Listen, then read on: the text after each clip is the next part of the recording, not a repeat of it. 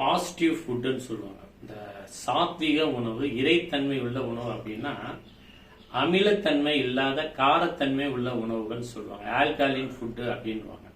இந்த உடம்புல 80% இந்த உணவு தன்மை இருந்துச்சுன்னா நோய்களே வராதுங்க. அதுல மிக முக்கியமா இருக்கக்கூடியது சார் உள்ள பழங்கள், சதைப்பற்றுள்ள பழங்கள், செடி கொடியில இருக்கக்கூடிய பழங்கள். சோ இது உணர்வுகளையும் இறைத்தன்மையை பிரதிபலிக்கும். உணர்வுகளுடைய தன்மையும் பாத்தீங்கன்னா கோபம், குரோதம் இது எல்லாமே மனசுக்குள்ள வராது. இதுக்கு பேரு தான் பாசிட்டிவ் அப்படின்ற போது அந்த எண்ணங்கள்லயும் பாசிட்டிவ் உருவாகும். சோ இந்த மாதிரி உணவுகள்லாம் இப்ப குறைந்ததுனாலதான் நம்மள்ட்ட சாத்வீகமும் குறைஞ்சிருச்சு.